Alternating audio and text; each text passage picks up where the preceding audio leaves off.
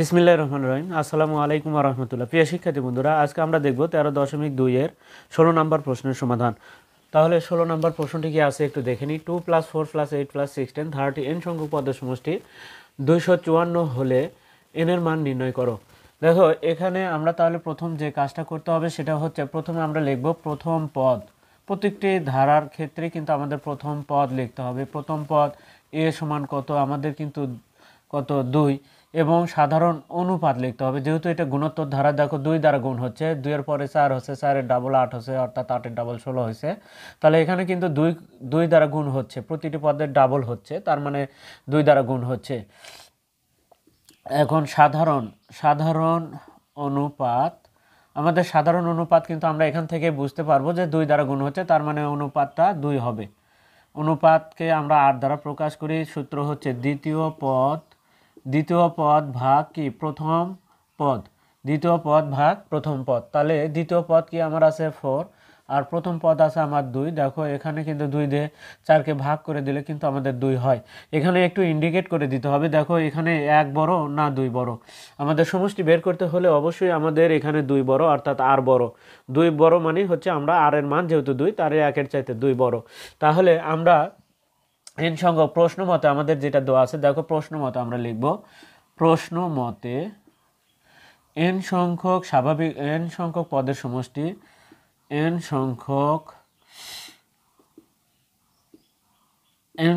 পদের সমষ্টি কত দেওয়া আছে, যা আছে তাই লিখব সমানের, তবে সংখ্যাটি সমানের ডানে লিখব 254। হ্যাঁ, আমাদের ডানে লিখতে হবে, সমানের ডানে। এখন n সংখ্যক পদের সমষ্টি প্রশ্ন মতে আমরা লিখলাম। তাহলে n সংখ্যক পদের সমষ্টির সূত্রটা কি? আমাদের কিন্তু এখানে 2 বড়, সেই জন্য আমরা কিন্তু বারবারই বলছি, দেখো n সংখ্যক পদের সমষ্টির সূত্র হচ্ছে কি হবে বলে,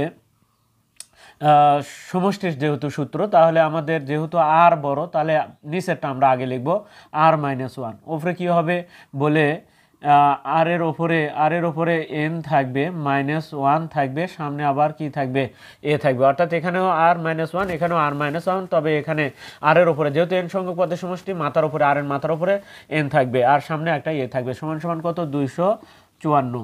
এখন আমরা দেখো আর এর মান এবং এর মান কিন্তু আমাদের আছে, আমরা এখন মানটা বসাবো। দেখো এর মানও কিন্তু আমাদের 2, তারপরে আর এর মানও 2, 2 এর ওপরে n-1, তারপরে নিচে কি আছে আমরা দেখো 2 নিচে হচ্ছে 2 বিয়োগ কত হবে, 1 হবে, সমান সমান কত 254 হবে। এখন আমাদের 2 এর থেকে 1 বিয়োগ করলে কিন্তু 1 হয়, নিচের 1 আর লেখার প্রয়োজন নাই। তাহলে সেই ক্ষেত্রে অর্থাৎ এখানে কিন্তু 2 এর মানটা বসানো হয়নি, আমি বসে দিলাম। এবার তাহলে 2 এর থেকে 1 বিয়োগ করলে কত হয়, 1 হয়, আমি লিখলাম তারপরও। আর এখানে কি হয়, 2 এর উপরে n-1।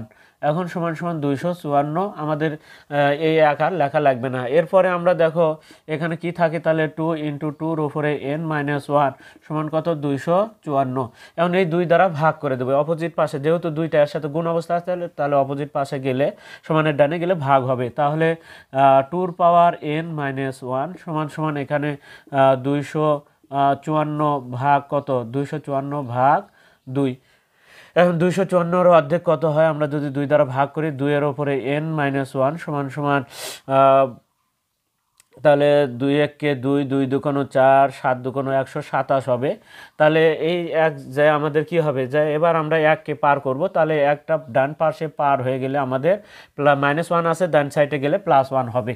তাহলে বাম সাইডে থাকবে কি 2 এর উপরে n সমান সমান 100 কত 27 যোগ 1, আমাদের ডান সাইডে হবে 100 কত 128, 2 এর উপরে n সমান সমান 100 কত 28। এখন বাম সাইডে আমরা দেখব বাম পাশে ভিত্তি কি, আমাদের কিন্তু 2, তাহলে ডানেও আমার ভিত্তি 2 লিখতে হবে, কারণ পাওয়ার মিল করা যাবে না, এটা তো আমাদের ভিত্তি মিল করতে হবে। 128-এর যদি আমরা ভাঙ্গাই, তাহলে ভাঙ্গাতে দেখব 2 দিয়ে দিলে 64, 64-র অর্ধেক কত হবে বা 32 হবে, 32-এর অর্ধেক কত হবে বলে 16 হবে, 16-র অর্ধেক কত হবে 8 হবে, 8-এর অর্ধেক কত হবে, 4 হবে, 4-এর অর্ধেক কত হবে, 2 হবে।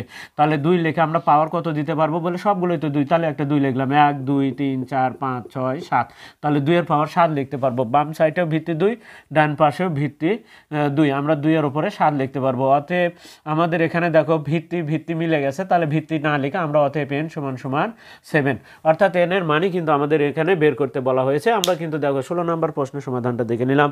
প্রিয় শিক্ষার্থীরা, আমরা এর পরবর্তীতে অন্য যে অঙ্কগুলো আছে সেই অঙ্কগুলো নিয়ে আবারও তোমাদের সামনে উপস্থিত হবো। আর ততক্ষণ পর্যন্ত কিন্তু তোমরা অবশ্যই আমাদের পাশে থাকবে এবং চ্যানেলটিতে যারা নতুন তারা অবশ্যই চ্যানেলটিকে সাবস্ক্রাইব করবে এবং ফেসবুকে যারা আছে তারা তো অবশ্যই ফলো দিব এবং বেশি বেশি করে আমরা লাইক, কমেন্ট এবং শেয়ার করব। আর কে কোথা থেকে দেখছি অবশ্যই সেটা কমেন্টে আমরা জানাবো। আজকে এ পর্যন্তই, খোদা হাফেজ।